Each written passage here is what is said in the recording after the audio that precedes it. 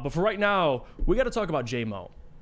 Because Jameson Williams, I try not to make too big of a deal of these things, but I wanted to bring it up because it's a time of the year where these conversations start to heat up. And with Lamar Jackson being franchise tagged, his future, not being certain what team he's going to go to.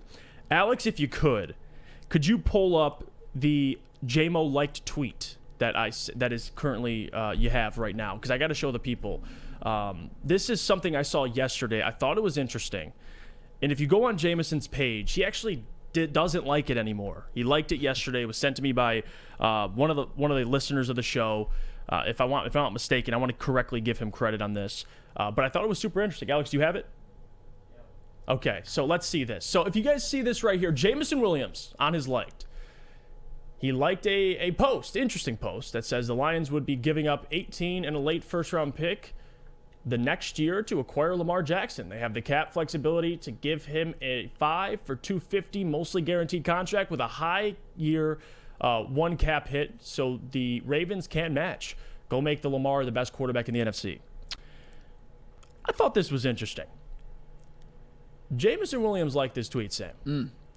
Now, do I think teammates like Goff? Yes. I'm not here to spread false rumors, but if you're Jameson or any player, you're self-aware, you're at least intelligent enough to know Lamar Jackson is a better quarterback than Jared Goff. It doesn't take really a genius to know that.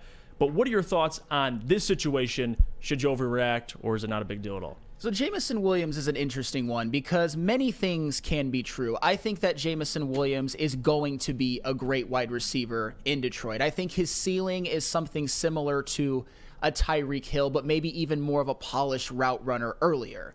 I mean, you saw what Tyreek Hill was when he first entered the NFL. He was kind of more of a gadget player. And I think that Jameson Williams has speed that is similar to a Tyreek Hill. But another thing can be true as well, and this is something that I think a lot of people don't talk about enough. It's not like Jameson Williams missed the entire season. He played 6 games and touched the ball twice and had 1 reception. And to me, I think that is something that maybe upset Jameson Williams a little bit. He obviously had 1 amazing touchdown off of a flea flicker called back, 1 in which he beat a man deep against the Jets and it was underthrown. But Jameson Williams wasn't really utilized as much as I thought maybe he would. And that I liked him on that end around where he went for another 40 yards in the run game. Absolutely. But that wasn't a connection with Jared Goff. No. That was one where he just had to hand the ball off. So at the same time, I don't know what stake he really has in Jared Goff, because Jared Goff in the offense obviously played very, very well last year, and it had very little to do with Jameson Williams. So I don't think that he is necessarily as beholden to a Jared Goff as maybe like an Amon-Ra St. Brown, for example, who has developed just an insane chemistry with a Jared Goff. So I don't necessarily blame Jameson Williams for this. I mean, he obviously missed all of the offseason because of an injury. And I think if he wouldn't have gotten injured at college, first of all, the Lions wouldn't have been able to draft him. But let's put that aside. I think that he would have been productive. I think that he would have put up numbers similar to a Chris Olave or a Garrett Wilson, but he didn't. And him and Jared Goff just might not be on the same page. So I don't know. Maybe he's looking at a Lamar Jackson as somebody who maybe could get him the ball more. Maybe I don't know if I necessarily agree with that. Yeah, and that's the problem too, is even if you're thinking logically, as a talent, Lamar Jackson is better than Jared Goff. Sure. I'm sorry. As a talent. Now, obviously Lamar Jackson, MVP, we know what he has done in this league. But the big question for Lamar isn't about the talent. It's about the availability, and it's about the money he's asking for. You have a guy in Lamar Jackson who's already won an MVP, who is missed, 4 games last year. 5, now that a 17-game season. 5 games last year and 5 games the previous year. 12 games played in the last 2 seasons. And on top of that, you want a fully guaranteed contract? If I'm the Ravens, no wonder they're still negotiating, and they're going to be negotiating even though he's franchise tagged, because we're not doing that contract. So as much as I want to defend Lamar, the reality is I don't think too many teams will do that contract. I think the Atlanta Falcons, maybe, they're willing to do it, but I've also seen conflicting reports that they're not. So for J-Mo to like this tweet, I don't think it's a huge deal, right? J-Mo he liked a tweet early in the season about not getting him the ball. So this is J-Mo. He's a young kid. This is stuff you're going to see, liking tweets. He obviously unliked it, so he realized he made a mistake there. But the whole connection between him and Jared Goff, I'm not concerned about that. I'm really not. I know people overreacted about it during the season. This is a newly formed duo. J-Mo just got here, wasn't able to catch passes because he was on the sideline through OTAs, training camp for the first chunk of the season.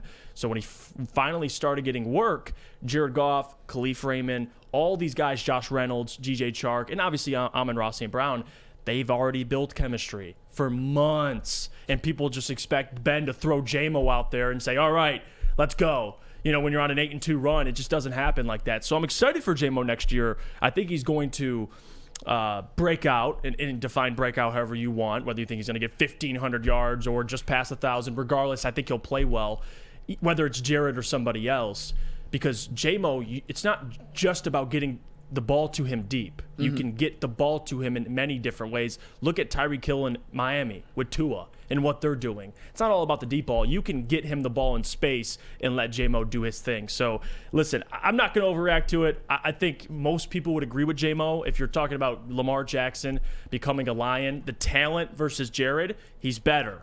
But if we're talking the contract, what you'd have to give up for him, 2 first-round picks and paying him a fully guaranteed contract, no.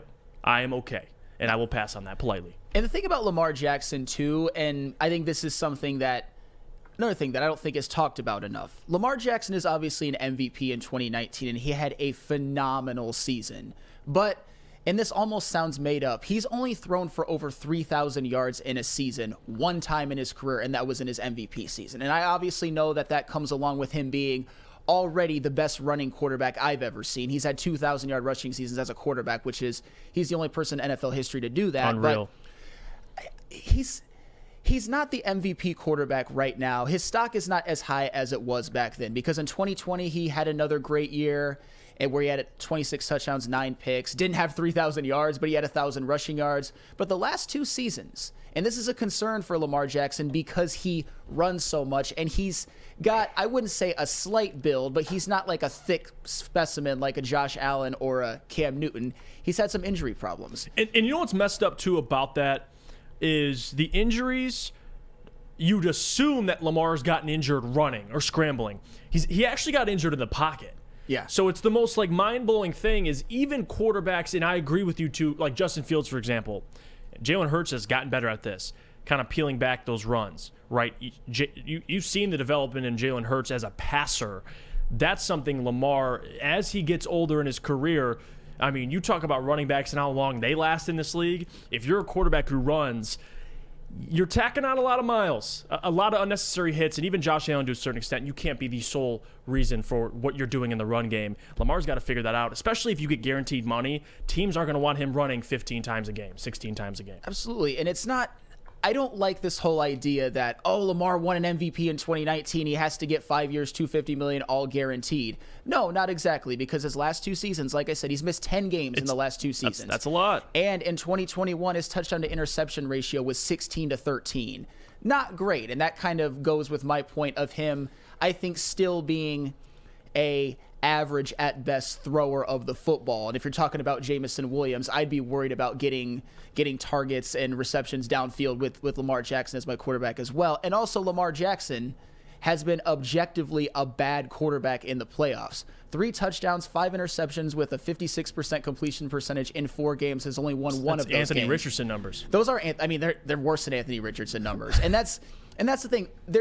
Lamar Jackson is obviously one of the most exciting quarterbacks to ever play in the NFL. And his 2019 season was phenomenal. It looked like a video game. Oh, yeah. But when it comes to his career, and this is something that I think a lot of people aren't going to like when they first hear it, I think his career thus far, when it comes to his highs and his sort of, I wouldn't say lows, but his sort of regression to the mean, has been more similar to a Cam Newton than maybe you might think. Cam Newton had one MVP season in which he was phenomenal. He had another year in 2018, which his passing stats were very, very good. But besides that, great runner, kind of a average passer when it comes to efficiency, throws the ball a little bit more downfield and has a stronger arm than Lamar Jackson, is not quite as good of a runner. But this idea that you just have to give him guaranteed money because he once won an MVP. Matt Ryan once won an MVP. Yeah. Lamar Jackson, I get it when he was young, but he's far removed from that. He's not the same player that he was. Can he get there at some point?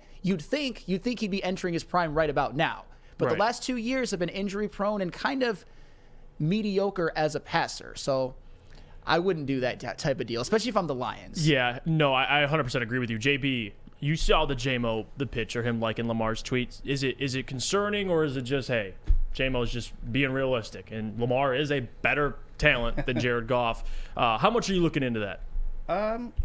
50-50. 50-50? 50-50. Like, I want to sit here and drink the Honolulu Blue Kool-Aid with everyone and just bask in the joy or the thought or the idea of Lamar Jackson coming to Detroit. But if I'm being honest, I think J-Mo is just appreciating another player in Lamar Jackson and just is happy for him no matter where he goes, which I can completely understand. So this might just be that rookie growing pains type of thing, you know, where you don't go out there and like all the stuff on social media. But then again, I don't know. We live in a different world than rookies like 10 years from now. So yeah, it's different, right? You're in college. You go to the NFL now. I mean, you have a spotlight on you, an entire state spotlight, mostly, if not more. Once you become a superstar. So for J-Mo, like, you just can't like these things. Now, appreciate you liking the photo with the Woodward Sports logo in it. Hey, appreciate that. And again.